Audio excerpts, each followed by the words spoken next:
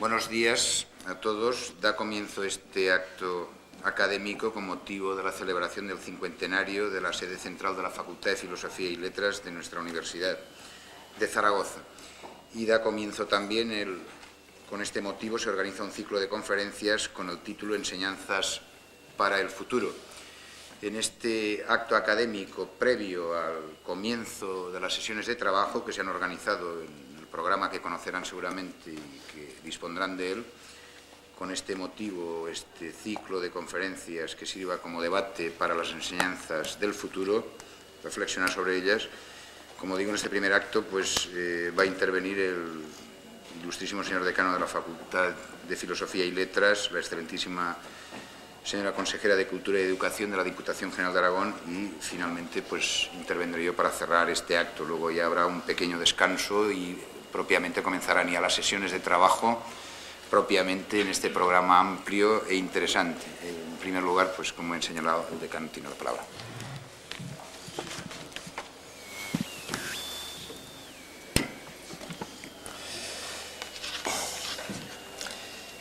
Magnífico y excelentísimo señor rector, excelentísima señora consejera, excelentísimo señor general director de la Academia General Militar, ilustrísimo señor director general de Patrimonio Cultural de la Diputación General de Aragón.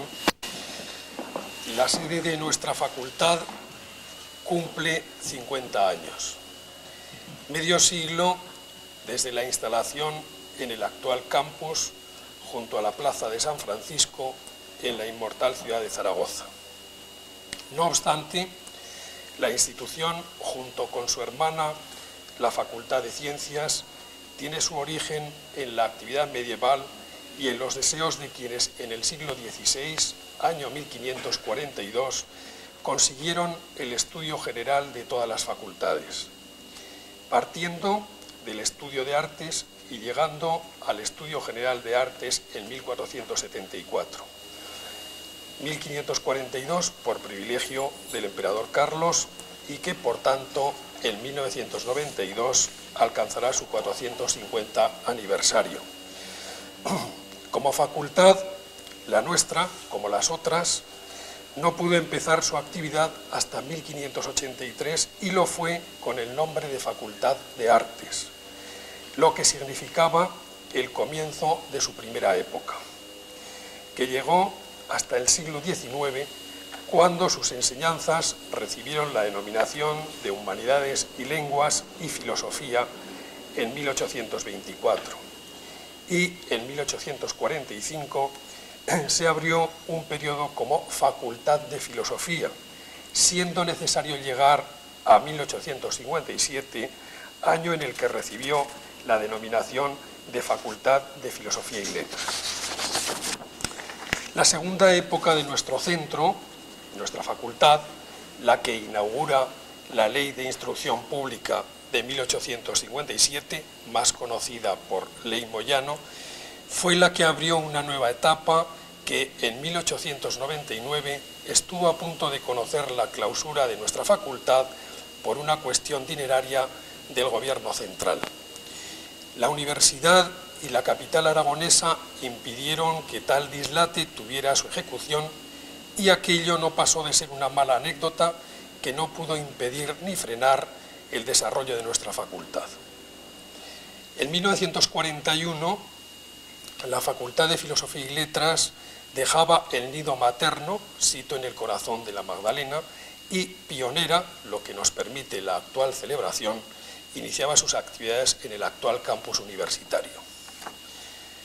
Nuevos estudios, cambios y mucha ilusión, con decepciones, pero con suficiente temple para no reblar, han permitido que la Facultad de Filosofía y Letras de la Universidad de Zaragoza llegue hasta nuestros días para, como siempre, colaborar con la sociedad a la que pertenece, de modo más inmediato, de modo más alejado, pero trascendente, a través de la docencia, de la investigación y de su proyección social puesta de manifiesto día a día, momento a momento, mediante su ayuda a particulares e instituciones, de modo especial en el variado mundo de la cultura, sin olvidar sus deberes con la ciencia. Intencionadamente huimos de considerar nuestro tiempo como un hito que permita hablar de un nuevo siglo. Ya lo dirán quienes experimenten los resultados.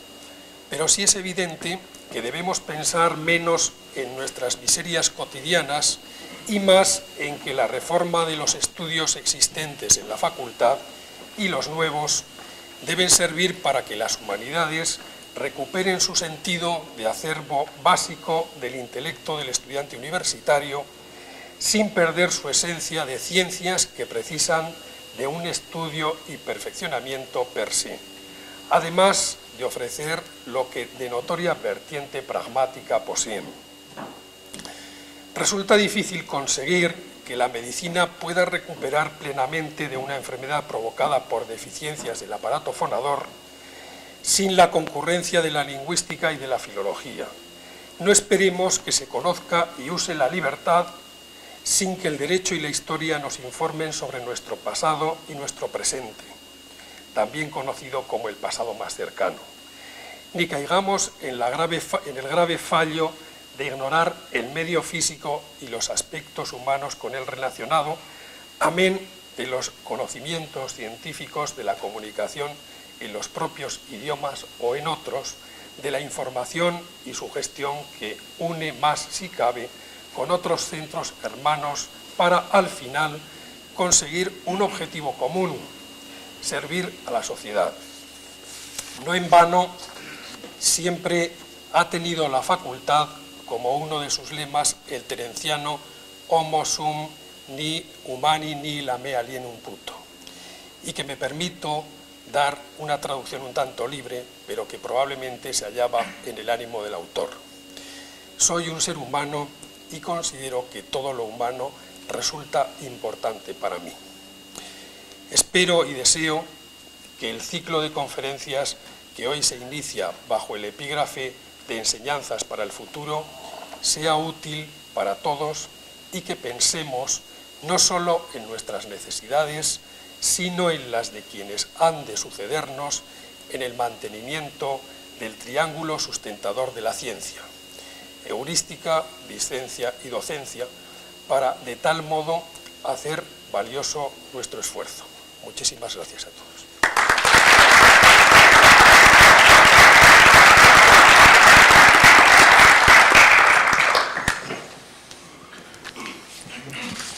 Señor decano de la Facultad de Filosofía y Letras, señor rector de la universidad, señor director de la academia, autoridades, señoras y señores, queridos amigos, cuando el decano de esta facultad me invitó a este acto conmemorativo del cincuentenario de la sede central de la Facultad de Filosofía y Letras, acepté muy gustosa por abundantes motivos. El primero que destaco es que, como antigua alumna, esta efeméride me compete al 100%, y aunque mi cargo actual me haya llevado a estar aquí en estos momentos, hubiera participado igualmente porque esta es mi facultad y me siento en mi casa. Por la responsabilidad que ahora me compete en el Gobierno aragonés, tengo también la satisfacción de poder subrayar las relaciones magníficas que me unen a la facultad, porque además de los frecuentes convenios con la universidad, hay numerosos y diversísimos modos de intercambio y colaboración. Hace unos días estaba aquí mismo inaugurando unas jornadas y se hace cada vez más habitual esta situación. Pero, insisto, esta ocasión es muy diferente y más grata en cuanto al motivo. Aprovecho el inicio de estas jornadas para reiterar mi agradecimiento por solicitar mi presencia y vuelvo a insistir en que cuenten las autoridades académicas y todos vosotros con la ayuda y apoyo del Gobierno aragonés y el mío propio, en vuestro quehacer universitario, que es forja de ciencia y cultura en la sociedad aragonesa, en el Estado español y más allá de nuestras fronteras. Casi puedo añadir que sobra por mi parte cualquier discurso erudito y alargarme en estas palabras que, repito, están pronunciadas entre colegas y amigos en un ambiente entrañable y familiar que compartimos por múltiples circunstancias. Espero que sea todo un éxito el ciclo de conferencias que ahora comienza y todos los actos previstos en torno a este cincuentenario, con una participación ilustre y variada en cuanto a expertos y temática. Siempre ha sido alto el listón que marca la Facultad de Filosofía y Letras de Zaragoza, mi facultad, y no será menos en esta efeméride. Enhorabuena a todos y muchas gracias.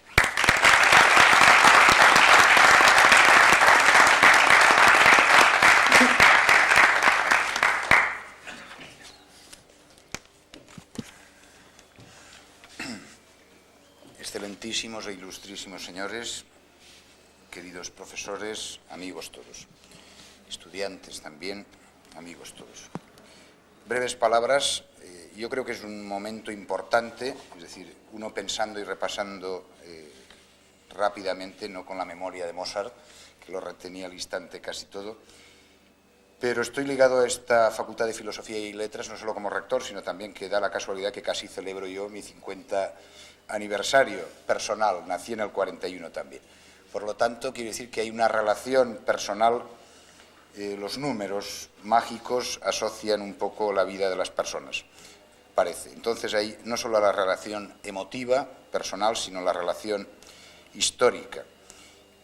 Vine a Zaragoza también y vinculado con la Facultad de Filosofía y Letras en el 62 y también se inauguró la Facultad de Ciencias, la hermana de la facultad, de la querida Facultad de Filosofía y Letras. Por lo tanto, yo creo que anecdóticamente, este acto o celebración me liga personalmente a esta querida facultad y a la universidad. Como rector, las cuestiones yo creo que a destacar son varias, pero fundamentalmente al menos una. El ciclo de conferencias que se organiza, la celebración del 50 aniversario de la sede de la Facultad de Filosofía y Letras, hay que celebrarlo no solo personalmente, sino universitariamente. Este campus de San Francisco realmente se inició por aquellas fechas, ha crecido, como vemos, y realmente está a tope, y la implicación de que en un futuro la proyección de la Facultad de Filosofía y Letras, de las ciencias, de las humanidades, nos lleven realmente a otro horizonte, espero que no dentro de 50 años, sino mucho más cercano, que realmente tengamos el espacio y la proyección de futuro necesaria. Pero el aspecto fundamental de celebrar y de agradecer al decanato de la Facultad de Filosofía y Letras que haya organizado, el querido decano de nuestra Facultad de Filosofía y Letras es persona trabajadora y organizadora en este sentido. Por lo tanto, yo creo que ha sido todo un acierto en torno a la figura de este decano insigne Braulio Foz, que nos honra también con su presencia en imagen, en ese magnífico retrato, y ahora este ciclo de conferencias, las enseñanzas para el futuro. Ese futuro que hay que ver, más que el futuro, lo que hay que ver es el presente desde el futuro, digo yo, desde un punto de vista de programación dinámica, situarnos en el futuro y ver este presente, para optimizar en esa programación dinámica ese horizonte y ese objetivo de futuro. Yo así por lo menos lo plantearía y supongo y creo, por la ilusión que ha puesto el decano al organizar este ciclo de conferencias con motivo de esta celebración, de esta efemérides, enseñanzas para el futuro. Pero la reflexión nuclear y fundamental, estos son, pudiéramos decir, las condiciones de contorno que decimos en ciencias, o las condiciones previas o de contorno. Las enseñanzas para el futuro. Yo creo que vale la pena detenernos brevemente en una reflexión importante. Estamos inmersos en un problema fundamental.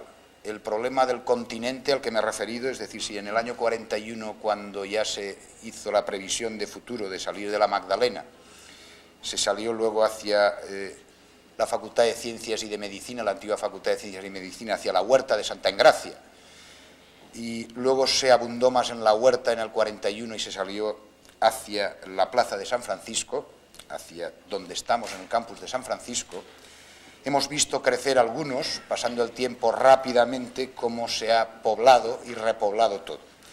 Hay que salir también en ese aspecto de continente, pero vamos al contenido, que es lo esencial.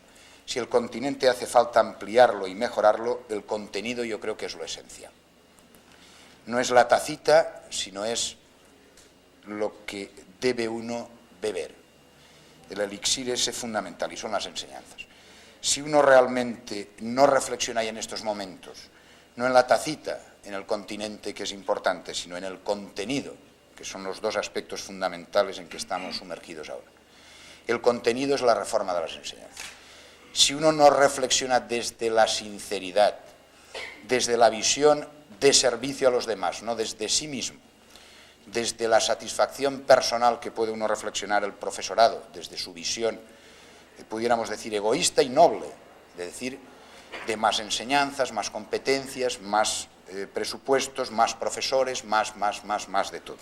Yo creo que hay que hacer la reflexión desde la visión autocrítica de que si uno es para que lo sean otros. No puede tener sentido ser uno si no es para que sean otros. Es decir, podríamos repetir ese aforismo, mejor dar que recibir. Por lo tanto, vale la pena plantear la reforma de enseñanzas como un dar más que recibir, para que quienes vayan a recibir reciban un servicio de mayor calidad. Yo creo que este es el núcleo fundamental de la reforma de enseñanzas. Opinamos, y lo he dicho en algún momento, que la reforma de enseñanzas, yo soy escéptico, y lo dijimos, y el equipo de gobierno actual lo señaló en algún momento, siendo vicerrector de Ordenación Académica Esteban Sarasa, profesor de esta querida facultad, y la reflexión que hicimos en equipo fue muy tajante, lo pensamos muy bien y está escrita. Fueron 3 reflexiones que se hicieron en toda España, para que veáis realmente a veces cuando se trata de reflexionar cuán poca gente reflexiona, es decir, es motivo para animar aquí a la reflexión y al debate. Cuando se pide debate, reflexión, es muy poco la iniciativa hacia la reflexión profunda y verdadera y en los foros adecuados. En aquella reflexión de la reforma de enseñanzas, 3 universidades reflexionaron, la Autónoma de Barcelona, la de Barcelona y la de Zaragoza. Y nuestra aportación, que fue publicada, fue muy sencilla, pero la frase lapidaria y tajante es la que os voy a repetir ahora. No cabe una reforma verdadera de enseñanzas si no se hace desde fuera, contando con los de dentro y con los de fuera. Y me reafirmo hoy, no cabe reforma de enseñanzas si no se hace desde fuera, pero contando con los de dentro y con los de fuera. Si la reforma se hace desde dentro, no será reforma, será acomodo, nada más. Por lo tanto, las cosas están como están y lo que hay que procurar es que en vernos nosotros mismos desde fuera, en esa dificultad, pudiéramos decir, tan practicada en Oriente, conseguir verse uno mismo desde fuera, sería la única forma de que la reforma, y valga la redundancia, fuese posible. Tratar de verse la universidad desde fuera.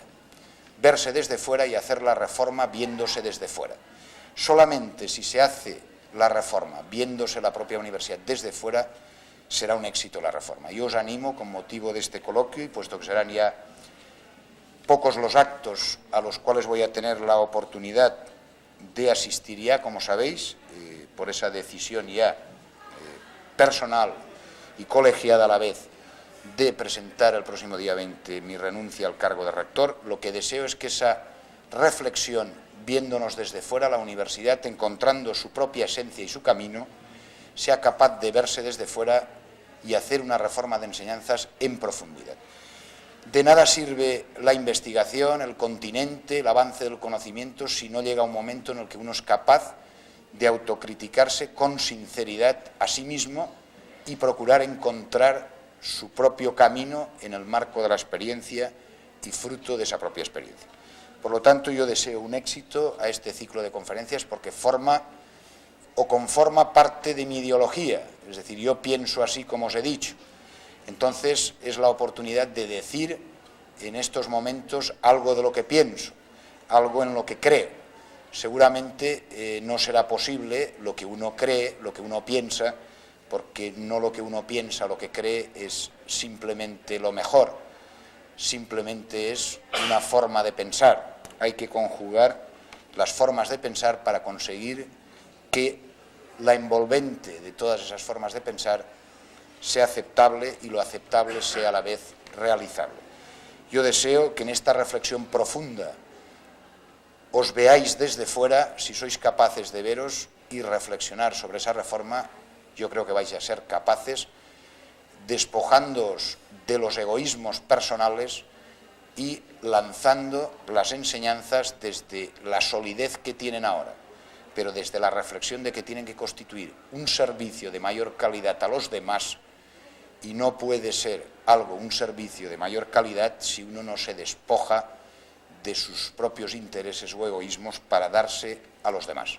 Y la enseñanza es eso, servicio público, en este caso a los demás. Y solamente enseñando, educando, significa desde la propia esencia de educere, entresacar de alguien, sacar o conseguir, conformar la esencia de cada uno de los seres que se presentan a principio de curso para que les ayudemos a conformarse desde la libertad, desde su propio ser personal, les conformemos, les ayudemos. No desde nuestro propio ser conformarlos, porque eso ya no es educar. Educar en libertad es ayudarle a alguien a ser, a conformarse personal e intelectualmente. Eso es educere, educarse, la educación. Eso es la palabra para mí más profunda que hay, la educación. Me he dedicado toda mi vida y me seguiré dedicando. Gracias, felicidades, éxitos, porque esos éxitos serán de la universidad. Y a ver si la universidad en paz y en tranquilidad es susceptible de encontrar la esencia de la educación. Muchas gracias y enhorabuena.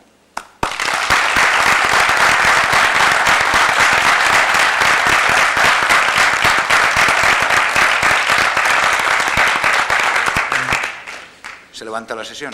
Buenos días. Hay un vino, queda inaugurado el ciclo de conferencias, como es protocolario. Continúa ahora precisamente la lección. Digo porque después pueden asistir quienes lo deseen al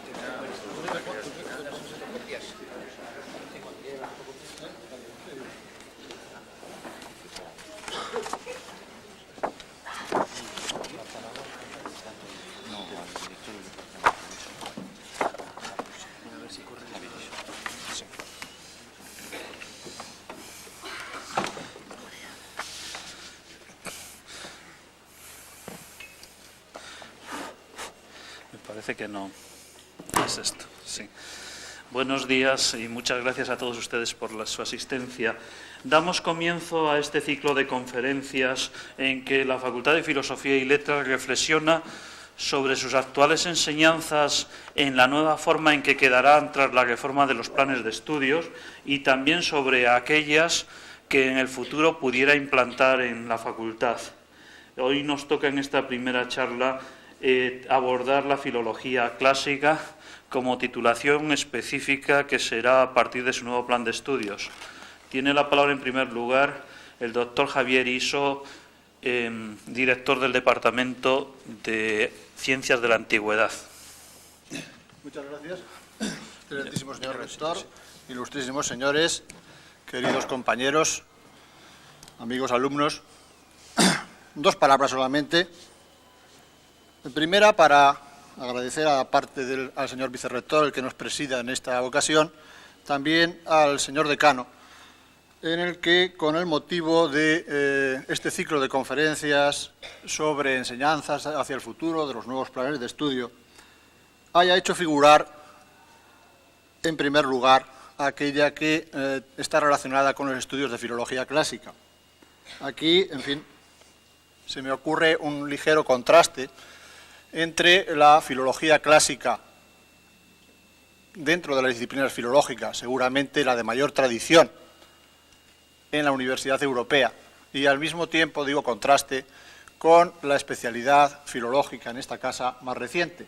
No sé si el habernos puesto en el primer lugar el señor decano habrá sido a propósito de la máxima evangélica de que los últimos serán los primeros, o quizá el reconocer, en fin, esta primacía, por lo menos en el tiempo, de la disciplina filológica. No creo que ningún colega, filólogo o no,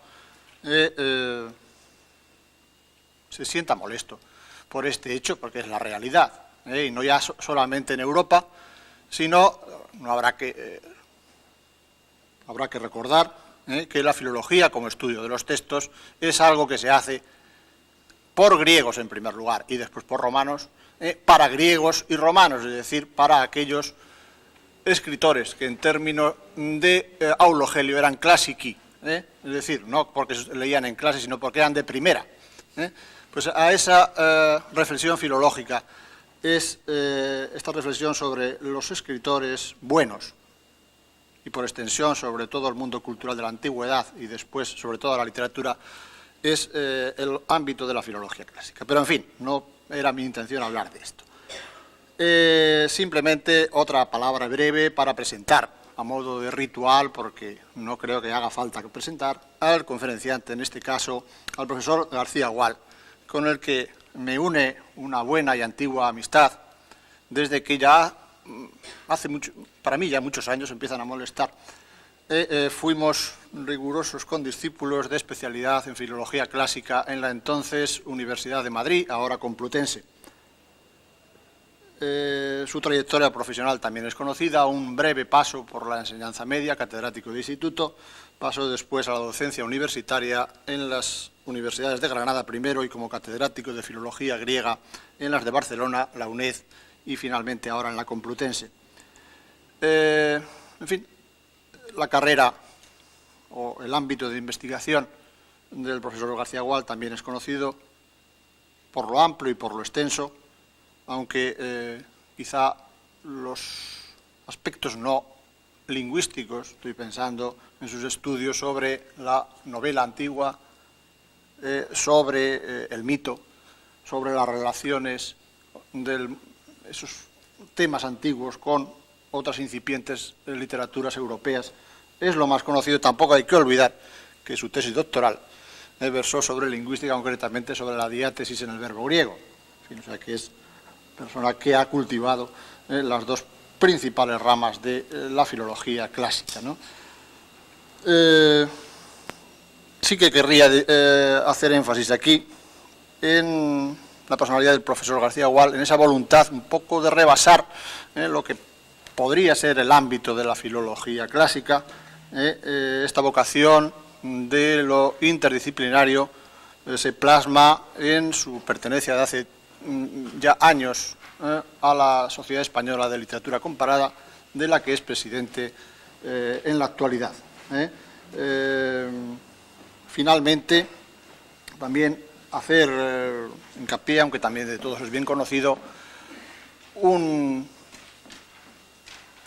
hito en su vida profesional, que es el que desde su fundación asesora y dirige la sección griega de la colección de la Biblioteca Clásica Gredos, y al frente de esta sección creo que ha hecho una labor importante a la hora de publicar en traducciones en ocasiones excelentes y siempre dignas, autores que muchas veces no estaban publicados en nuestro país, y alguno de ellos, desde luego, me parece que por primera vez se ha traducido en Europa.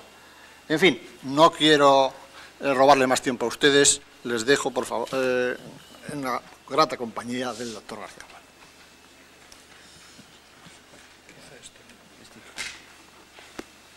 Bueno, sí, quiero comenzar por expresar mi agradecimiento al decanato de esta facultad por haberme invitado aquí, a los colegas de la sección de Filología Clásica de esta universidad, por haber sugerido mi nombre, y muy especialmente a José Javier Iso, compañero de curso hace ya unos 30 años casi,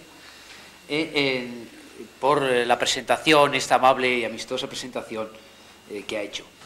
He venido aquí accediendo a esta invitación, no porque tenga una información muy rica que facilitarles, les voy a dar la información que yo tengo sobre planes de estudio, sabiendo que es una información incompleta, sino porque, en fin, me ha parecido interesante venir aquí a reflexionar con ustedes, a charlar con ustedes sobre este tema de los nuevos planes de estudio, tema importante, pero todavía un poco sin perfilar del todo, por lo menos en Madrid. Debo decir que en Madrid el Departamento de Filología Griega todavía no se ha reunido para tratar el tema. Esas notas, esos papeles que les paso son de la comisión del Departamento de Filología Griega, pero es simplemente una propuesta que no tiene todavía el consenso del departamento, y como ustedes verán, faltan el nombre de algunas materias y el contenido de algunas materias. Y en cuanto al Departamento de Filología Latina, pues pasa lo mismo, todavía no se ha reunido y tiene que hacerlo en el plazo de 10 días, pero todavía no lo ha hecho. De manera que esta charla tiene una información incompleta, pero espero que la reflexión sirva para algo. Por cierto, yo necesitaré algún papel de esos, porque no los tengo. No, las 2 hojas. Hay 2. No, es que he dado el único papel que tenía. Sí. Sí, bueno, como decía antes, creo que el tema es importante, creo que el coloquio puede tener un cierto interés. No sé si los resultados van a ser eficaces de hecho, pero siempre creo que es bueno reflexionar sobre esto. En primer lugar, hay que tener en cuenta la perspectiva general de nuestros estudios. Yo creo que esta es una reforma que nos viene impuesta. No sé la ilusión que tienen ustedes en la reforma, más bien da la sensación de que en las distintas facultades hay un escepticismo bastante general. Creo que la ventaja que puede tener es que haya una mayor libertad para los alumnos a la hora de escoger asignaturas y de fabricarse un currículum o un programa a su medida. Esa puede ser la gran ventaja. Otras ventajas, otras ilusiones, no parece que despierte este plan. Si vemos la perspectiva general de los estudios de filología clásica en conjunto, creo que estos son malos tiempos para nosotros, porque me parece que es muy grave el descendimiento de niveles culturales que se da en toda España y que se va a agravar más con los nuevos planes de bachillerato. Es decir, pienso que la educación universitaria tiene 2 aspectos.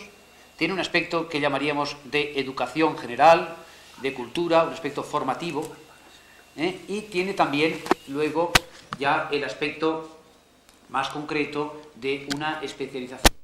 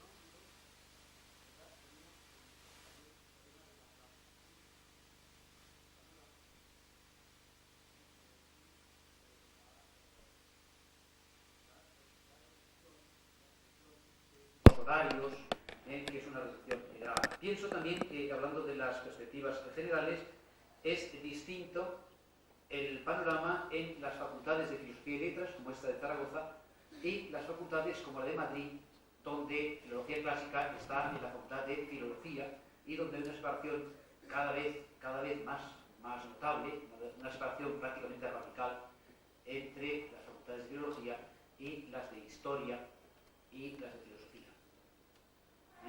Como ustedes verán, como se puede ver en este plan, la filosofía prácticamente ha desaparecido y la historia está reducida al mínimo.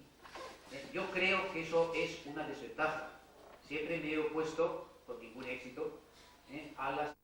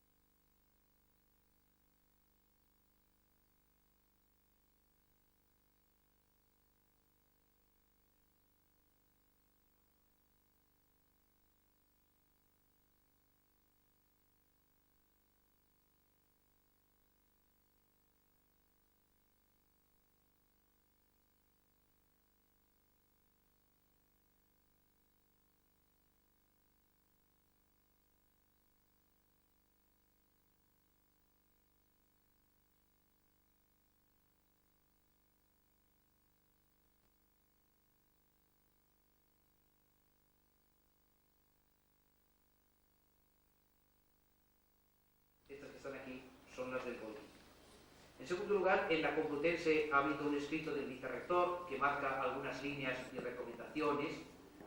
Por ejemplo, se dice que las optativas deberán tener un mínimo número de alumnos. También se recomienda que las especialidades se abran hacia una subespecialidad, que es lo que también se recoge en este borrador que les presento. Y en tercer lugar está el proyecto de la Comisión del Departamento de Filología Griega, que es este documento, que, como digo, es una mera propuesta, no está consensuado este documento, no se han fijado todavía los títulos exactos de muchas asignaturas, sino que lo que hay es un esquema para la discusión, esquema que yo creo que será aprobado en cuanto a todo. Ese esquema, ven ustedes que hay unas materias troncales y otras optativas, como marca el propio plan. Las optativas pueden ser de facultad, de sección, o bien muy generales, que es lo que aquí se ya pone opcionales del Boletín Oficial del Estado. Afectan, por tanto, a la filología clásica, en la cual está prevista una subespecialización en griego o en latín. Ya verán ustedes, las troncales son fundamentalmente de textos, pero luego se admite que las materias que serían más bien teóricas, lingüísticas, etcétera, podría el alumno escoger más de latín o más de griego. Las literaturas también serían troncales según este esquema. Los objetivos, como digo, son claros. Por un lado, dar una cierta competencia profesional en el manejo de los textos, y, en segundo lugar, una coherencia y cohesión con otras áreas que está basada en las opcionales que el alumno puede escoger. Bien, los problemas son los que les decía antes, ¿no? En las facultades de filología, las materias de filosofía y de historia van desapareciendo poco a poco, de una manera lamentable.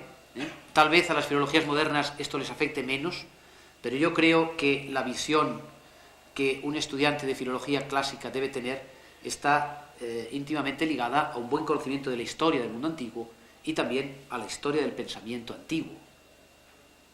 Yo creo que en eso ustedes deberían aprovechar aquí al máximo las posibilidades que les da todavía el ser una facultad de Filosofía y Letras, además una facultad de Filosofía y Letras que, por lo que yo sé, mantiene una comunicación entre filología e historia antigua muy clara, donde se han hecho excelentes trabajos en historia antigua, tanto desde el punto de vista filológico como de historia antigua. Eso me parece a mí muy de elogiar, y yo lamento mucho que en Madrid eso se esté quebrando. En Madrid hay una buena sección de historia antigua, pero está ya en otra facultad, cuenta con mucha gente y está cada vez más separada de nuestra facultad de filología. Lo último que hay en ese aspecto es que, de una manera anecdótica, diré que los despachos de historia antigua que estaban en la vieja facultad de filología este año van a ser trasladados, es decir, que la separación va a ser incluso topográfica muy clara. La relación con filosofía es pequeñísima, prácticamente no existe, y también yo lo deploro, ¿no? Porque creo que realmente un buen filólogo, aunque debe fundamentarse su pericia en el manejo de los textos, tiene que ser un buen conocedor de historia y un buen conocedor de la historia también del pensamiento. Bueno, si les parece, sobre estas normas generales, me gustaría ahora pasar a comentar este borrador que tenemos. Ya digo, es un borrador que no está todavía aprobado ni está perfilado por completo. Yo pienso que esta semana o la semana que viene va a pasar por el departamento, luego tiene que pasar por una reunión conjunta de la sección de Filología Clásica y luego tiene que ir a Junta de Facultad. Puede cambiar todavía mucho, pero mantendrá seguramente las líneas esenciales del esquema que vamos a comentar ahora. Bueno, aquí siento que no haya más, ¿no? Intentaré ser claro, y ya digo, pienso que en el coloquio si les puedo aclarar algunos detalles más. Como decimos, hay 320 créditos y 5 cursos propuestos en 2 ciclos, un primer ciclo de 3 años y un segundo ciclo de 2 años. Entre las troncales del primer ciclo, según el Boletín Oficial del Estado, según las normas generales, se cuenta con una lengua española de 8 créditos, una teoría de la literatura de 8 créditos y una lingüística general también de 8 créditos, que aquí se propone que estén en el primer año. Eso se llevaría la mitad de los créditos del primer año, y luego habría una lengua griega y una lengua latina de 8 créditos cada uno, y una segunda lengua de 8 créditos. Como ustedes ven, el primer año tiene 48 créditos, menos créditos que los demás. Un crédito equivale, ya saben ustedes, más o menos a 10 horas, a 10 unidades de clase. Queda por especificar, naturalmente, si lo que se llamarían clases prácticas pueden equivaler o equivalen a las clases teóricas o no. En esto hay una ambigüedad total, tanto en el departamento como en los papeles que yo he manejado. A veces se dice que una clase teórica puede equivaler a 2 prácticas, pero no está nada claro. En las clases de textos tampoco está nada claro, nunca lo he sabido si eran teóricas o prácticas. Pero en fin, ese es otro tema, ¿no? En todo caso, aquí en primer curso estarían fijas 5 de las 6 asignaturas y quedaría solo, optativa, una segunda lengua con 8 créditos. En segundo curso, la optatividad es mucho mayor, hay más créditos también. Tenemos una asignatura troncal llamada Historia del Pensamiento Clásico, ¿verdad?, con 8 créditos, que es una asignatura nueva y cuyo contenido puede discutirse, puede perfilarse. Mi opinión personal es que esta asignatura de Historia del Pensamiento Clásico, a mí me parece muy interesante que esté ahí, no debería ser simplemente una historia de la filosofía al modo habitual, sino que podría abarcar un repertorio de temas muy sugerentes. Está puesta en los cursos comunes, y podría ser una asignatura que incitara a los alumnos no solo a memorizar algunos datos fundamentales, sino también a ver problemas fundamentales del pensamiento antiguo. Pongo, por ejemplo, esta historia podía comenzar con un tratamiento de la importancia de los mitos dentro de la cultura griega, un tema como la aparición de la escritura, es decir, la importancia del paso de una civilización oral a una civilización escrita, no solamente tratar de los orígenes de la filosofía, sino también la tragedia como forma de saber político, la política y la ética, temas de historia de la ciencia como la medicina griega, etc. Claro, es una asignatura que 8 créditos no son muchos, son pocos, pero podría ser una asignatura que atrajera e incitara a ver un panorama mucho más amplio que el de los programas de filosofía a la manera clásica. También, yo pienso que también debe enseñarse ahí lo que significó la filosofía griega, pero dentro de ese marco más amplio de la civilización. Puede discutirse quién tiene la competencia para esa asignatura. El boletín oficial dice que filología griega, filología clásica y filosofía, de manera que esa asignatura puede discutirse quién la da, qué departamento la da, pero de todas maneras lo interesante sería que hubiera un buen programa. De todas maneras está indicado también que esta historia del pensamiento clásico debe ser a través de los textos. Se puede tomar unos textos, o sea, no pienso que no necesariamente debe ser una asignatura de traducción, más bien no es una asignatura de traducción, pero sí es una asignatura donde los textos deben combinarse con la enseñanza. Esta pienso que es una asignatura interesante, es nueva, como digo. Y luego, en ese segundo curso, hay también un griego segundo, un latín segundo, 8 créditos, estos son traducción, textos, y en Madrid se propone que haya una asignatura más de griego, que pone aquí a determinar, y otra más de latín también a determinar. En esto he oído opiniones varias. Hay quien piensa que esto podría ser más bien asignaturas de lingüística, es decir, morfologías, sintaxis, y hay quien piensa que no, que debía ser más bien de pensamiento. O sea, eso ha quedado sin definir todavía. Luego hay como optativas de subespecialidad una segunda lengua y una segunda literatura, la literatura con 4 créditos. Esta subespecialidad está pensada de acuerdo con cierta discusión de la Junta de Facultad, pensando que los alumnos de filología clásica tengan una apertura hacia otra especialidad filológica, es decir, por ejemplo, francés, alemán, cualquiera, eslavas, ¿no? Cualquier otra, ¿no? O sea, para que en el futuro, digamos, también tuvieran mayores facilidades de colocación, pudieran jugar con una especialidad y una subespecialidad. Hay otra opcional de departamento, que se dice a determinar, que vale 4 créditos. 4 créditos es un semestre, 8 créditos es un curso entero, 2 semestres, 4 es un semestre.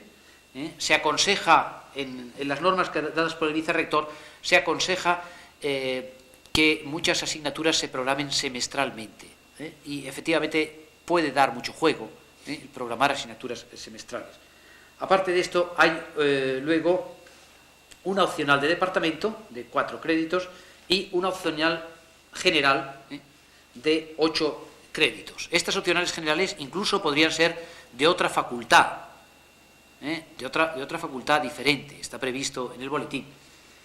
Esto es una recomendación que en muchos casos se va a quedar en teórica, porque por lo menos en las universidades grandes los problemas de horario son tremendos. Pensar que un alumno de letras puede cursar algunas asignaturas de medicina, bueno, es una cosa muy teórica, creo que en la práctica será muy difícil de lograr. Quizá en universidades como las de Zaragoza, que haya mayor comunicación, pues puede ser interesante, ¿no? Bueno, tercer curso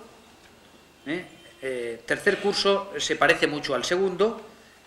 Aquí hay una asignatura de griego a determinar y otra de latín a determinar, de 8 créditos, unos textos griegos y unos textos latinos. Bueno, que aunque aquí están, en esta hoja que les he dado, están puestas entre signos de interrogación, pero los signos de interrogación significa obligatoria. Cosa un poco rara, pero en fin. Es obligatoria propuesta, ¿no? Bien, creo que está claro que cada curso debe tener unos textos, no creo que ahí haya discusiones grandes. Luego hay, en su especialidad, una segunda lengua y una segunda literatura. Vean que la subespecialidad mantiene una lengua todos los años, y también mantiene una literatura. Esto es interesante, teniendo en cuenta que parece ser que la literatura, incluso la literatura española, va a bajar en las troncales. Es decir, hasta ahora ustedes han estudiado seguramente 2 años de literatura española, por lo menos en Madrid se estudia, y ahora desaparece. Ahora resulta que la única troncal que hay de literatura es teoría de la literatura. No deja de ser un poco paradójico que haya una teoría de la literatura en primer año cuando la gente va a saber poquísima literatura, dado como está el bachillerato. Pero en fin, la literatura española también desaparece y cabría la posibilidad de que algunos alumnos de clásicas, al mismo tiempo, esa segunda literatura que cursaran fuera la literatura española. Bueno, luego hay una opcional de departamento a determinar de 8 créditos y otra más opcional general, y suma 64 créditos. Este es el primer ciclo. El primer ciclo tiene 176 créditos, es decir, si ustedes multiplican por 10, pues tiene el número de horas, y en principio son estos 3 años. Luego viene el segundo ciclo, que corresponde a la especialidad. Siento que los títulos estén poco perfilados. Hay aquí algunas asignaturas troncales indiscutibles, están en el boletín. Por ejemplo, el cuarto curso empieza con una historia y civilización clásica de 12 créditos. 12 créditos significa una asignatura anual y otra semestral. En conversaciones privadas he oído, por ejemplo, que esto se podría distribuir en una historia de Grecia, una historia de Roma, quizá con 4 créditos cada uno, y una historia de las instituciones. otros 4 créditos. Pero vamos, es una propuesta como otra cualquiera, ¿no? En todo caso, hay una historia de civilización clásica que tiene 12 créditos y que parece que puede estar en manos de los historiadores del mundo antiguo. Luego hay una lingüística indoeuropea de 8 créditos y unos textos griegos y unos textos latinos también de 8 créditos. Esas serían las 4 asignaturas básicas. Y luego seguiría subespecialidad, segunda lengua y segunda literatura, 8 créditos, otra opcional de departamento de 8 créditos, otra opcional general de 8 créditos y otra opcional general de 4 créditos. En conjunto, 72. Son muchas asignaturas, Se dan ustedes cuenta que el problema de aquí con los créditos es que en este curso nos sale, bueno, pues salen 4, 6, salen 9 asignaturas. 9 asignaturas para un año, son muchas asignaturas. En fin, y luego queda quinto curso, que es paralelo a este, solo que aquí las troncales son literatura griega, literatura latina, 9 créditos cada uno, textos griegos, textos latinos, 9 créditos cada uno, segunda lengua, segunda literatura, 8 y 4, otra opcional del departamento, 8, y otra opcional general y otra opcional más fuera del departamento, 8 y 8. Es muy parecido al anterior, también 9 asignaturas, problemas, esto puede tener sus problemas, 9 asignaturas, son muchas asignaturas, y nos sale en total también 72 créditos. Y luego se dice que en este segundo ciclo se podrían liberar 16 créditos de los pertenecientes a asignaturas opcionales por una tesina, es decir, que el que hiciera una tesina podría liberar 16 créditos que equivalen a 2 asignaturas, es decir, que serían de las opcionales. Quizá eso remediara un poco el que haya tantas asignaturas, así serían 2 menos. En conjunto salen 144 créditos que, sumados a los anteriores, dan exactamente los 320 créditos de la carrera. En fin, este es el plan, el plan propuesto. Ya digo que no es un plan admitido, sino que es una mera propuesta que tiene que ser discutida por el departamento, tiene que también ser discutida por la sección, porque el departamento de latín todavía no había hecho propuesta ninguna. Y así están las cosas. Yo creo que sobre esto es sobre lo que, si les parece, podemos charlar ahora un poco. En fin, siento no tener más datos que estos. Crean ustedes que los he estado buscando todos estos días. Esto realmente me lo han dado a mí a título particular, puesto que este documento no es un documento que se haya presentado todavía en ningún sitio, pero es un documento que cumple las normas. Yo tengo más papeles aquí de tantos por cientos, totales, porcentajes de todas estas asignaturas que, en fin, son de menor interés. Lo único que demuestran es que esto está concebido de acuerdo con la normativa general. Pues si les parece, yo creo que lo más pertinente sería pasar al coloquio.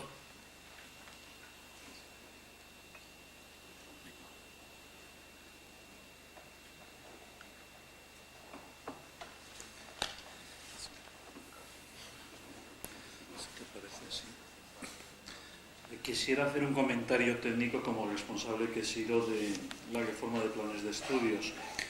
En estos datos, que obviamente deben ser incompletos, el primer curso tiene excesivos pocos créditos, no se conforma a la legalidad, porque deben ser de 60 créditos mínimo si se estructura por curso.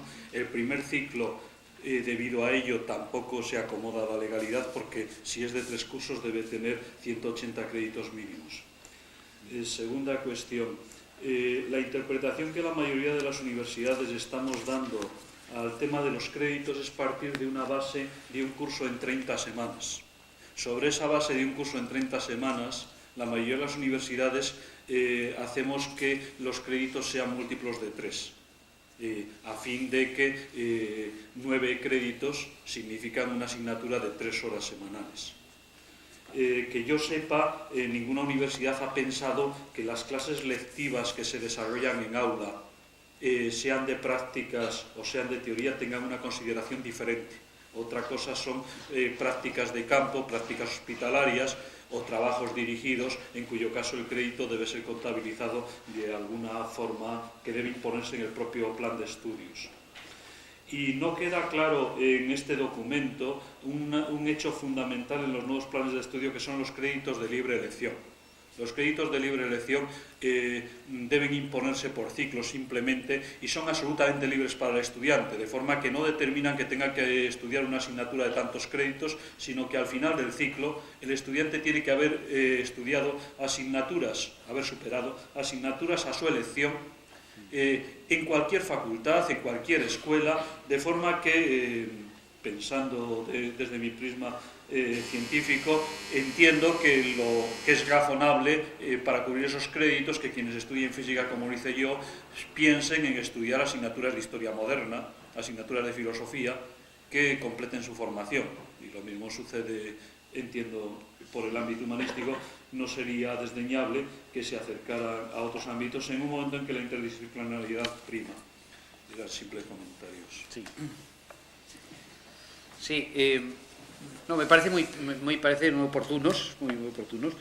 Efectivamente, en el primer curso falta alguna asignatura. Ven ustedes que tiene una pequeña tachadura ahí, que es que yo había puesto, faltan algunos créditos. Lo que pasa es que, bueno, este es el proyecto que a mí me han presentado, y efectivamente podrían pasarse ahí 8 créditos. Habría que poner que pasaran a primero quizá 8 créditos, y ya tendríamos la cuestión resuelta, en lugar de estos de 64 pasar a 60. Y luego lo que dice el vicerrector de la opción en general son las que llaman opcionales del BOE, que son las opcionales completamente libres. Son completamente libres. A mí me parecen interesantes, desde luego. Claro, el problema que hay es que en las universidades grandes va a haber unos problemas tremendos a la hora de pasar de una facultad a otra, porque ya ahora en Madrid yo creo que uno de los graves inconvenientes que tienen los horarios de nuestras facultades es que están hechos sin pensar en los alumnos. Veo que los alumnos suelen protestar por cosas tontas, pero no protestan por cosas importantes como son los horarios. Los horarios en nuestra facultad son unos horarios pésimamente distribuidos, y me figuro que cuando se hable de un plan de estos que pueden hacer asignaturas en cualquier otra facultad, bueno, esto es una cosa que en la práctica va a ser dificilísimo. Va a ser dificilísimo porque, bueno, hay que trasladarse de una facultad a otra, y porque los horarios están muy mal, dejan muy poco juego. Y, vamos, por ejemplo, ustedes también habrán sufrido estos nuevos cambios de que los profesores y los alumnos suelen tener clases 3 días seguidos. Por ejemplo, yo conozco mis alumnos de cuarto curso, tienen lunes, martes y miércoles 5 clases, jueves y viernes 1. Claro, esto es, ya me gustaría ver los juegos que se hacen luego para buscar asignaturas de otra facultad. O sea que eso me parece teórico, pero en la práctica muy difícil. Esa es la interdisciplinaridad, me parece interesantísima. Yo soy uno de los convencidos de que eso sería una manera de dar más vida a los conocimientos, pero la verdad es que estamos metidos en una especie de encajonamiento terrible.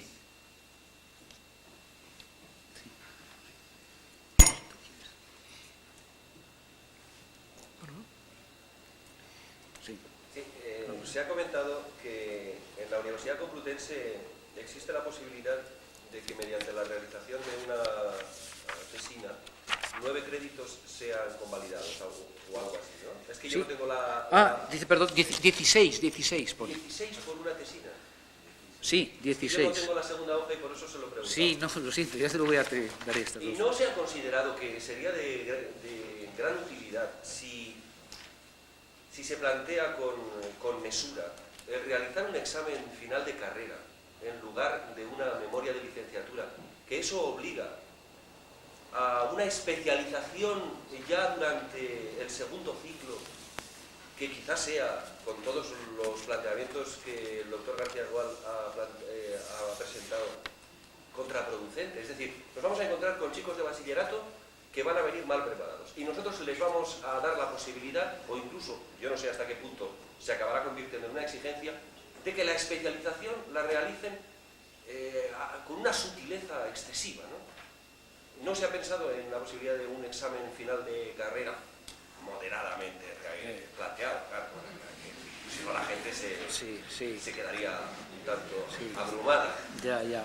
Me temo que no se ha pensado. Yo creo que no se piensa por la razón de que tendría mucha oposición por parte de los alumnos, sobre todo. Porque yo creo que sería mucho más racional. A mí esto de las tesinas me convence cada vez menos, porque pienso que es verdad que hay gente que se especializa mucho y luego que hacen unas tesinas a veces allí en Madrid, de estas de léxico o de tal, que la verdad no me parecen nada formativas. Y eso, desde luego, un examen de esos finales de carrera sería mucho más útil, podría obligar a repensar muchos temas en general y tal, pero me temo que en estos momentos se encontraría con la oposición de la mayoría de los alumnos por temor, porque es que están muy mal preparados de base. Yo a veces, no sé si aquí pasará también, me sorprendo con lo poco que saben los alumnos de primero y aún de tercero. Por ejemplo, que claro, antes cuando uno hablaba de las guerras médicas o de Alejandro Magno, podía dar por sentado que los alumnos de primero sabían que era eso, pero no, ahora ya no. Y lo mismo que pasa esto, pues no sé, yo unas veces cuando explico textos que habla uno algo de geografía, pues los alumnos de tercero, por ejemplo en mi clase nadie sabía dónde estaba el Cáucaso.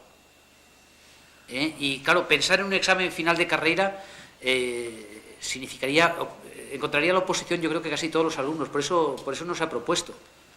A mí me parece más racional, conste que a mí el sistema este de las tesinas tal como se lleva me parece poco útil. Es cierto que una tesina enseña a trabajar también, ¿no? Pero la especialización en estas condiciones puede ser poco provechosa.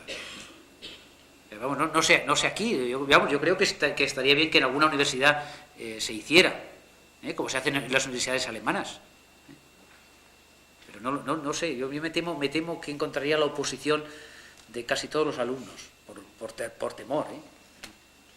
Pero si me permiten, creo que también hay una cuestión que dificultaría un poco ese examen de grado, recuperar ese examen de grado, y es que la reforma de enseñanzas obliga a plantearse algo que yo veo que se repite, curso. Las reformas de enseñanzas son 320 créditos, que como mínimo serán en 4 años, por ejemplo, en nuestra facultad, si sale adelante tal como van. Pero son 320 créditos, no son ni 3 cursos, ni 2, ni 5, ni 10. Son 320 créditos, que uno los podrá hacer como mínimo, pues en 4 años, pero los puede hacer en 5 y en 6. Entonces te puedes encontrar alumnos que llevan 5 años haciendo sus 320 créditos, que no son repetidores, que es que no repiten cursos, sino que hacen sus créditos, y el examen de grado sería bastante dificultoso. Sí, pero no hay cursos. En principio, al menos no exactamente, es decir, se rompe un poco la estructura de curso, tal como se concibe actualmente. Sí. Yo, permítame, el señor vicedecano, yo pasé por una experiencia que quizá por mi juventud resultó agradable, y fue haber podido seguir un plan que fue el único que se dio en España, que fue el plan Maluquer, en donde no existían cursos, existían asignaturas.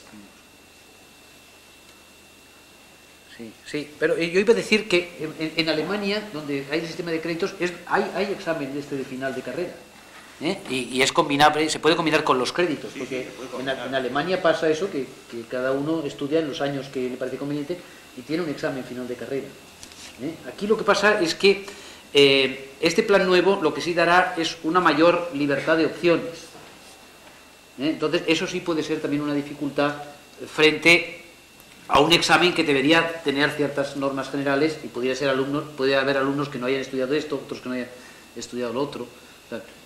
Ahora, en Alemania, conste que en Alemania sí lo hay, y funciona. Yo, quizá, no sé si me permiten, convenga aclarar qué tipo de examen es ese, porque no es una selectividad ni un examen, como solemos entenderlo. Por ejemplo, en esos países donde se encuentra utilidad, a la colación final del grado, en España lo hemos tenido a elección del alumno, reválida de fin de carrera, que es como se llamaba, o tesina. En Derecho y en Medicina aquí, hasta hace muy pocos años, lo normal era eso. En las escuelas técnicas superiores era obligatorio un proyecto final de carrera, en donde al alumno lo que se le pide es que demuestre la capacidad que tiene para poner en práctica lo aprendido. Y en las facultades humanísticas lo que se suele hacer es, habida cuenta del currículo que él ha cursado y no de otro, en el número de años que sea, cuando quiere alcanzar el grado, el tribunal departamental le propone, a veces a lo largo de una semana y dándole días para prepararse con repertorio bibliográfico, de una baraja de temas muy diversos, que prepare algunas cosas que tiene que plasmar por escrito y otras veces tiene que dar una disertación. O sea, no se trata de que se siente...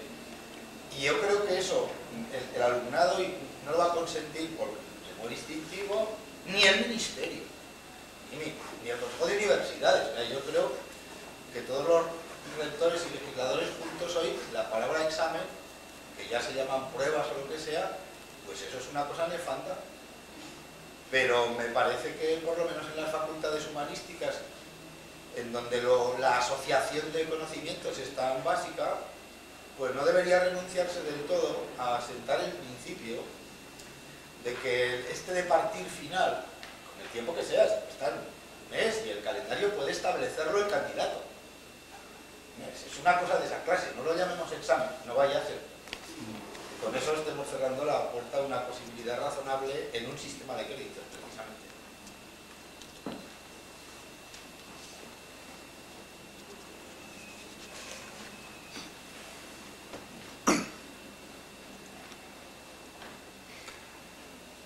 Bien.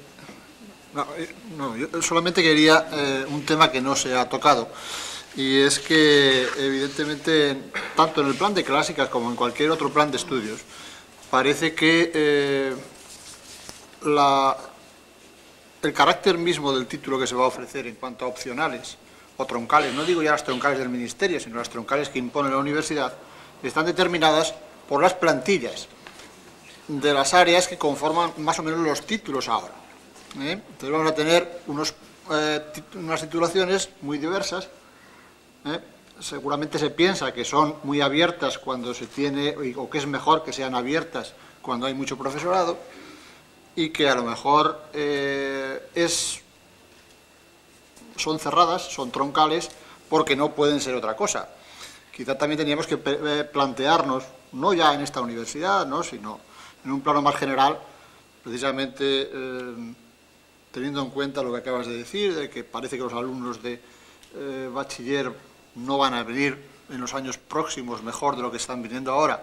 Si es bueno conformar unos títulos, unas titulaciones con unas grandes o demasiadas posibilidades para que el alumno escoja, y a veces sin las tutorías adecuadas, y quizá dispersar o impedir que una serie de conocimientos básicos, sobre todo en los primeros años, sean obligados al margen de que el departamento tenga o no tenga profesorado. En fin, eso sería también una cuestión más genérica y que quizás rebasa el ámbito de nuestra especialidad, que va a tener que ser, pues, muy seguramente troncal, cerrada. No sé. Bueno, hay unos porcentajes, ¿no? Hay unos porcentajes, claro, de troncalidad, de opcionalidad de un tipo, de opcionalidad de otro, que este proyecto sí cumple, ¿no? Pero que, claro, falta por perfilar los títulos de muchísimas asignaturas. Ahí. Ahora, creo, desde luego, que el problema para nosotros es un poco el del nivel de la cultura de los alumnos, que van a tener que adquirir durante los años de facultad gran parte de la cultura que antes ya traían desde la enseñanza media. O sea que uno de los hándicaps que tiene la filología clásica en estos años, por lo menos en España, es que con el hundimiento de los niveles de enseñanza media vamos a tener que recuperar en la universidad muchas cosas que antes ya se daban por sabidas.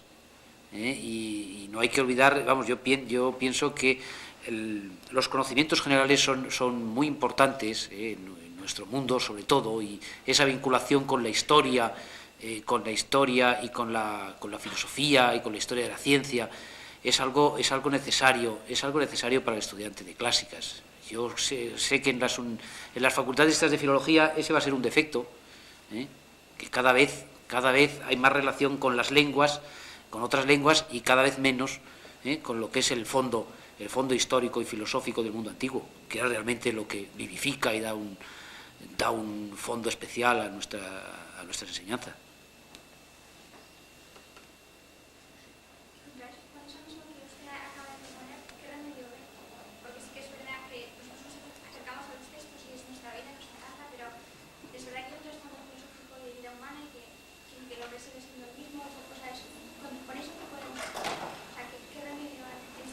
Ya.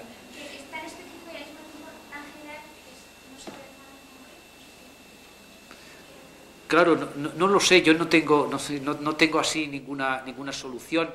Pienso que si los alumnos se hacen conciencia de que ese es un problema, intentarán remediarlo de alguna manera. En las facultades que solo son de filología, el problema está en que se van a encontrar en una facultad que todo lo que da, casi todo, es simplemente lenguas. Lenguas, afortunadamente, creo que la mayoría de secciones de lengua moderna en las facultades están evolucionando a dar cada vez más literatura y más contenido, y en ese sentido también es verdad que las facultades de filología están adquiriendo un nuevo peso humanístico, ¿no? Pero la riqueza de los estudios clásicos estaban, yo creo, en esa perspectiva general, y no lo sé, los alumnos tendrán que hacer un esfuerzo. Estos planes dan una mayor libertad, y creo que a esa mayor libertad debe corresponder una mayor responsabilidad por parte de los alumnos. Mi experiencia con los alumnos de estos años es que, bueno, ya saben ustedes que las letras y las humanidades no están precisamente de moda, ni muy bollantes ni nada, y que seguimos teniendo, sin embargo, unos cuantos alumnos muy buenos en Madrid, y luego tenemos un nivel general que es el nivel general de las facultades de letras, yo diría que culturalmente más bien flojo. Pero los alumnos tienen ahora que luchar un poco contra la corriente y adquirir por su cuenta muchos conocimientos que antes traían del bachillerato. A mí, no sé si es por haber sido profesor de bachillerato o tal, me preocupa muchísimo toda esta reforma por lo que ha significado del hundimiento de la enseñanza media, que era un escalón esencial, por lo menos en España como en Europa, ¿no? No lo sé. Afortunadamente creo que una reacción que se ve es que ese abuso que había de la lingüística en las facultades de letras quizá vaya disminuyendo y cada vez se da más cultura, pero no tengo una receta para el problema. Y es que, si me permiten otra vez, en los viejos comunes del plan de los 50, hasta que lo cambió en el 73 el plan Suárez Fernández, el equipaje que nos daban en los primeros cursos de carrera, con aquel bachillerato bastante humanístico, con 2 reválidas y el examen de PREU, era, bueno, usted no se va de aquí en los primeros 20 meses sin tener una noción general de historia, literatura, historia del arte, geografía general e historia universal. Bueno, y eso nos lo daban en los primeros 12 o 15 meses. Tal y como están las cosas ahora, yo a mis alumnos les echo en falta mucho la geografía, el conocimiento rudimentario de lenguas clásicas, no hay que decir, y a mí me ha llamado un poco la atención, y espero que no parezca que es una observación egoísta, que visto el caso que se describe, que creo que está bien descrito, en el primer año no haya o bien como pensamiento clásico o como un abrégé de historia del mundo clásico, el pequeño instrumento que permite con alguna precisión al alumno de primero que está ya metido en lenguas y literaturas saber cuándo vivió Pericles o cuándo gobernó Tiberio. Porque viene sin saber eso, no puede saberlo. En primero debut tiene una historia general de las civilizaciones, 0 en segundo debut. Y en tercero una geografía e historia de España y países latinoamericanos. Yo también he sido docente de media. Nada de todo eso en común. Es una distancia de 4 años que en edad adolescente es una distancia larguísima. No se le puede pedir al alumno de primero de clásicas que sepa cuándo gobernaron los Flavios y que sepa cuándo fueron las guerras del Peloponeso. No se le debe pedir, porque no se le ha pedido nunca antes. ¿Cómo no está como asignatura de entrada en algún sitio esta que facilita el marco general geohistórico, pues para saber que cuando uno está delante de Eurípides o de Símaco, pues está hablando de no sé qué siglo. Eso es una cosa, claro que sé que es mi deformación profesional, pero la he hecho sinceramente en falta en primer curso, porque estamos así. Sí. Bueno, yo estoy muy de acuerdo en eso. Creo que, por eso decía yo, que no sé quién ha sido la mano negra esta que ha retocado esto, el proyecto, y ha puesto esta historia y civilización clásica en cuarto curso, porque eso es lo que debería estar en primero. Esto, desde luego, pienso que ha sido alguien que no tenía idea de lo que es la filología, porque suprimió los textos. Es decir, alguien que suprime los textos en un programa de filología como Troncales es alguien que no tiene idea de lo que es la filología. Tal como está este plan, eso permitiría en una universidad cualquiera, pongamos, que se diera el título de filología clásica sin estudiar textos en la especialidad. Y en cambio puso en la especialidad una cosa como historia y civilización clásica, que debería estar mucho más abajo, no en cuarto sino en primero. Claro, es que las troncales estas son lamentables. De la misma manera que encuentro lamentable que haya una teoría de la literatura antes de haber literaturas. Pues yo no sé si estamos a tiempo, lo digo porque esta casa tendrá que construir también su oferta. Aquí, por suerte, y como sabe el doctor García, bueno, estamos muy hermanados. Sí, sí. Y a lo mejor podríamos hacer una mafia. Ya. O de presión, de coacción lícita, pues diciendo que esto empieza en primero de todo. Y que nuestro análisis debe partir de ese boletín oficial ahora reformado, quizá del 65, donde se dice estos son los estudios de literatura general, geografía general e historia general que hay en BUC. Y como usted lo que quiere ser al final es un especialista en las lenguas y culturas y literaturas del mundo clásico, tiene que colmatar este hueco. Y no espere nada teniendo un primer curso. Ese sería el planteamiento metodológico general. Porque si no, vamos a condenarnos a nosotros mismos, alumnos y profesores, pues a hacer una cosa estrambótica, por lo menos durante 3 años, sin una apoyatura, como cuando a veces descubrimos que estábamos creyendo una cosa y era absolutamente otra, y has tardado 4 años en percatarte de semejante asunto, y eso irrita mucho contra el sistema y quien te lo planteó. Y yo creo que hoy hay que hacer el acto de humildad, todos nosotros, de asignaturas básicas que se han ido del bachillerato, hay que ponerlas en primero. Me parece que es que sin eso va a ser una tortura, además, para quien estudie. Bueno, una de las finalidades que tenía precisamente este ciclo de conferencias o de exposiciones sobre las enseñanzas en la facultad era que en estas reuniones, en la parte de coloquio, pues se expusieran estos problemas para que efectivamente la Comisión de Planes de Estudios en su momento pueda utilizar todas estas aportaciones. Es decir, que yo llamaría la atención de todos para que si en este momento tienen alguna idea al respecto, que también se puede incorporar luego, ¿no?, pero que se exponga ahora, que puede ser muy útil que todo esto lo contemplemos en este momento, que se fije, que se estudie y se analice para después incorporarlo, ¿no? Entonces, que esa es una llamada a todos, de ánimo para que manifiesten pues inquietud y sus problemas al respecto, ¿no? Sí, bueno, si se me permite, por decir algunas de las ventajas que puede tener un plan como este, en que hay bastantes opcionales, puede haber más, es que lo interesante sería que las facultades donde hay un buen especialista en alguna materia o eso, pueda poner optativas atractivas, que a lo mejor no existen en otras facultades. Eso no sé cómo se podrá integrar, pero también, claro, una de las cosas que no hay aquí es que no están puestos los títulos de las optativas. Y ahí se podría tener una cierta originalidad en las facultades, ¿no? Lo que pasa es que, bueno, hay que pensar también que junto a este primer ciclo y a este segundo ciclo, me supongo yo que en el futuro cada vez van a tener más importancia los terceros ciclos, ¿no?, que van a ser también una posibilidad más de completar los estudios. Aquí no están contemplados, pero pienso que cada vez en en las facultades los terceros ciclos van a ser más importantes y van a ofrecer una posibilidad de completar todos esos vacíos que van a quedar. A mí lo que me da miedo es que podamos mandar a un alumno nuestro el primero o segundo ciclo a Derecho Romano, que bien podría ir a Historia del Derecho, que bien podría ir a Filosofía del Derecho, que bien podría ir a asignaturas cuasi microespecializadas de Historia Antigua, y no haya usado una asignatura general de visión histórica del mundo antiguo. Y eso va a pasar si no hacemos algo para que no ocurra.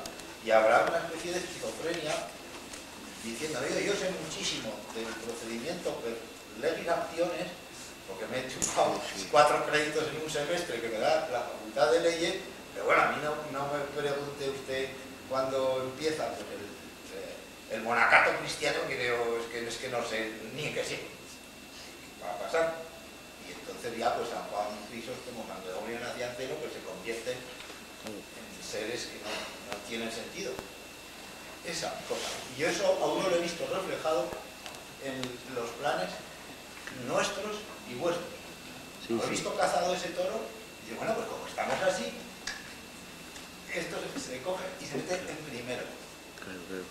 Yo lo de las superopcionalidades me parece muy bien, pero si se ejercen las tutorías hay que llegar a conectar la libertad omnímoda que se podría suponer al alumno que elige y la responsabilidad de un departamento que lo acoge. Y que teóricamente tendría que recibirlo en forma, con entrevistas y demás, ponerse de común acuerdo. Es raro el departamento que hace eso y está mandado que se haga. No digamos ya para el tercer ciclo. Es decir, bueno, quiénes somos, qué queremos unos de otros, tal, y apretar. Y eso me parece que está todavía muy desilvanado y sin embargo estos planes se supone que van a venirnos, pero vamos, a la vuelta del verano, o menos, ¿no? Y eso es lo que me tiene a mí un poco descolocado.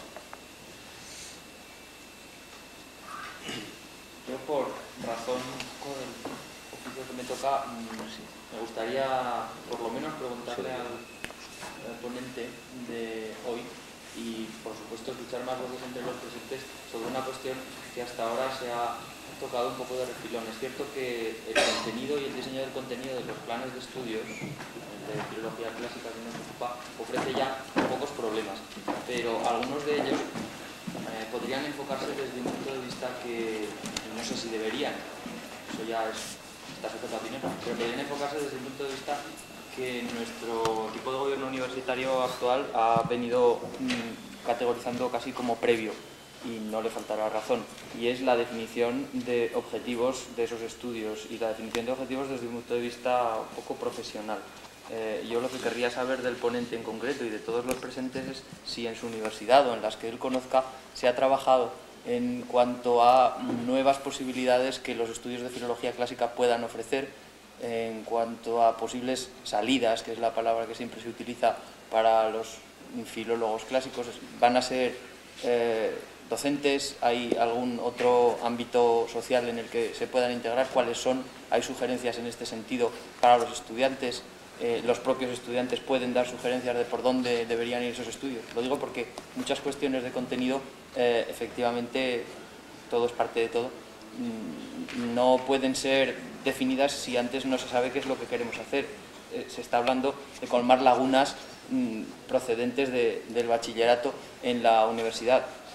Hay ideas que se están manejando en esta facultad, no sé si en otras, sobre la posibilidad de introducir un primer curso de carácter humanístico que proporcionara esa serie de conocimientos básicos que parece que ahora faltan, pero en todo caso la existencia de este curso o de unos cursos de primer ciclo de carácter generalista deben ir enfocadas hacia algo, ¿no? Y yo me gustaría saber cuál es ese algo que se enfoca con estos estudios, por parte del ponente y por parte de los presentes. A mí por lo menos me vendría muy bien. Bueno, las salidas de los estudiantes de... las salidas de los estudiantes de filología clásica son la docencia o la investigación. La investigación está bastante reducida a unos poquísimos centros especializados, y las salidas en la enseñanza fundamentalmente son o enseñanza universitaria o enseñanza media. En la enseñanza media parece que están cada vez más recortadas, Y este es el lamentable panorama actual. Entonces, cara a esto, lo único que se ha recomendado desde el vicerrectorado de la Complutense, y no solo para filología clásica, sino también para otras filologías, como puede ser filología francesa o otras filologías, es la existencia, mejor dicho, la apertura del horizonte de estudios hacia una subespecialidad, por eso está mencionado, ¿no? Con el fin de que no solo se aprenda otra dirección, sino también que haya una mayor posibilidad de colocación, pero poco más, ¿sí? Poco más, no, a mí no se me ocurre en este momento. Creo que la situación en ese aspecto es bastante difícil, y de hecho estos últimos años ha bajado algo el número de estudiantes de filología clásica, no porque a los estudiantes no les guste la filología clásica, que yo reconozco que los estudiantes vienen con una gran vocación, y realmente, por ejemplo, en Madrid, por lo menos en otras universidades, son unos estudios que tienen un cierto prestigio dentro de la facultad, sino justamente porque el panorama de las salidas profesionales está bastante oscuro, fundamentalmente debido a los planes del Ministerio de Educación.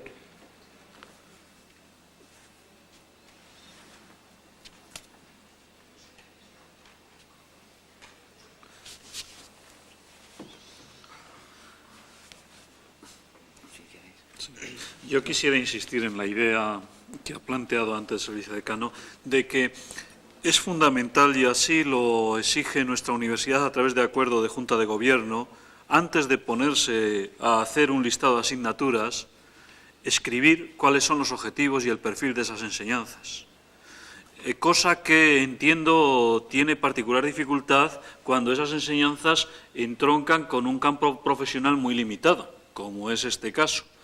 Pero eso obliga incluso a pensar más a fondo, porque hay que preguntarse el por qué viene el estudiante, qué espera el estudiante, qué se le ofrece al estudiante, de forma que quede claro y no sea algo absolutamente vacuo o así, el por qué la Facultad de Filosofía y Letras de Zaragoza oferta este panorama de créditos y no otro.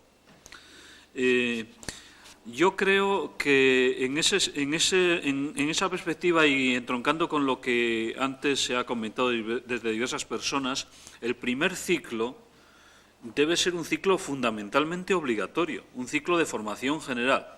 Cuando un primer ciclo necesita tanta opcionalidad como la que hay en estas páginas, es que tiene demasiados créditos, demasiados años.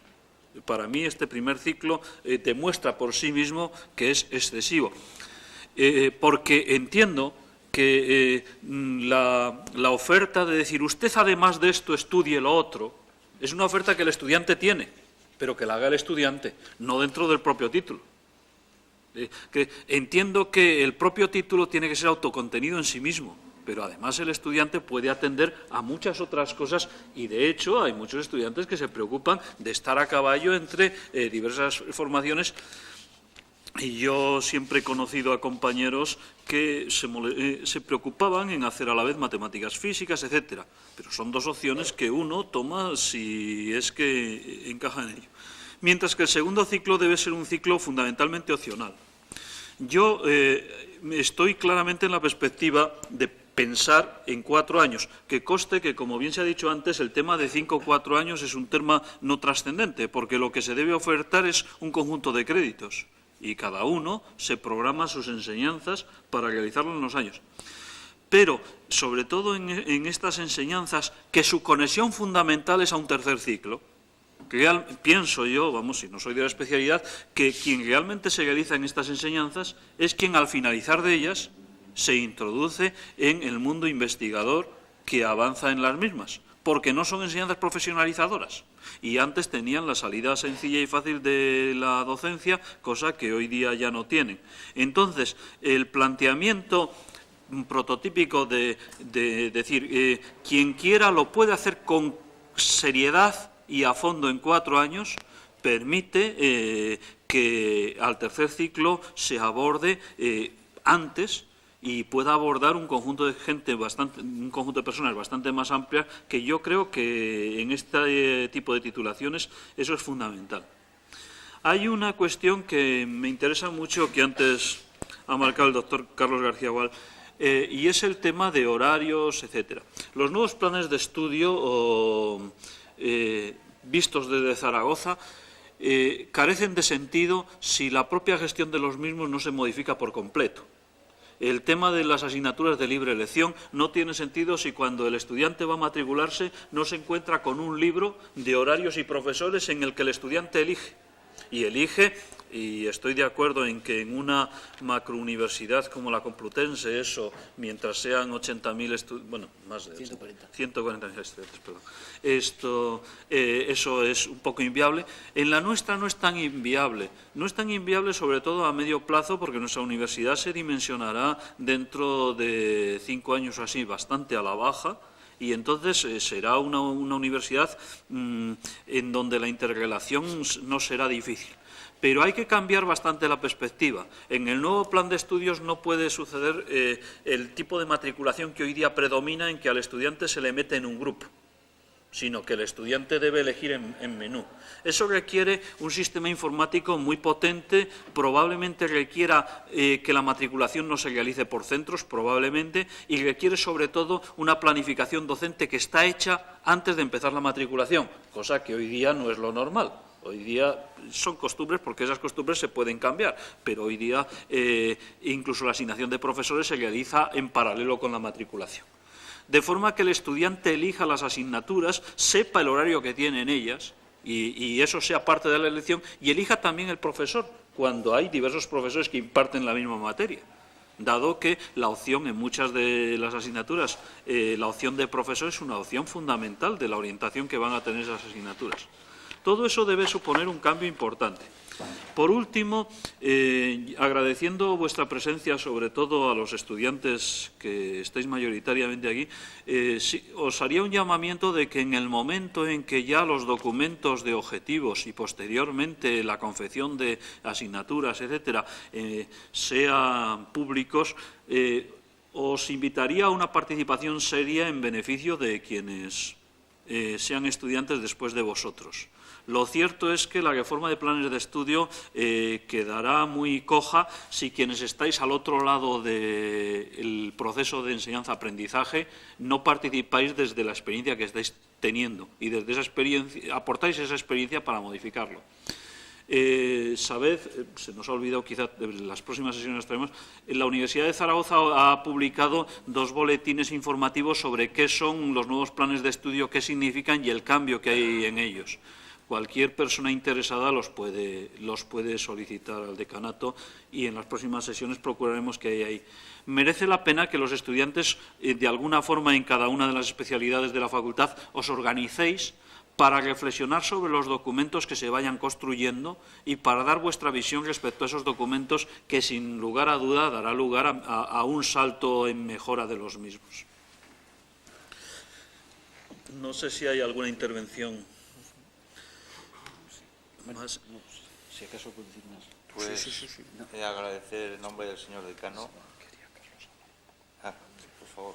No, quería comentar a propósito de lo que nos ha dicho el vicerrector, el doctor Tomás Pollán, que efectivamente en esto que yo les he presentado es simplemente un proyecto. Faltan, digamos, los prolegómenos respecto a los objetivos de la especialidad, etcétera. Yo creo que cuando se presente el programa definitivo, acordado, etcétera, eso existirá.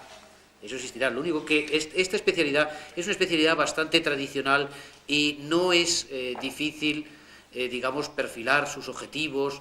Eso existirá. Lo que pasa es que yo lo que he traído simplemente es un documento de trabajo. Y el otro estoy totalmente de acuerdo. Creo, de todas maneras, que algunas universidades, como esta de Zaragoza, quizá tengan esas ventajas sobre universidades como la Complutense, que es una universidad pues un tanto esclerótica por su tamaño, ¿verdad? Y eso de permitir que se realicen de verdad todas esas opciones que aquí se presentan, que eso es lo mejor del plan. Lo mejor del plan, digamos, es la libertad de opciones, eso de que el estudiante pueda configurarse su propio currículum. Y eso quizá aquí en Zaragoza sea más fácil y es de desear que sea posible. En Madrid yo me manifiesto bastante escéptico, pero creo que sería deseable que llegáramos a ello. Además, lo demás estoy completamente de acuerdo, ¿no? El plan tiene ciertas ventajas. Pues agradecemos al doctor García Gual sus palabras, al señor vicerrector por su presencia y en nombre del decano de la facultad les invitamos a un vino que tienen en la sala de juntas al que quiera. Muchas gracias. Me interesaría fotocopiar. Sí, lo voy a dejar todo aquí. Ay, sí. Sí, lo que pasa es que como he traído esto... Ya se lo paso. Esto si os interesa también, vamos, no soy más. ¿Qué es lo que necesito? Es que aquí no hay problema. No es un documento de trabajo.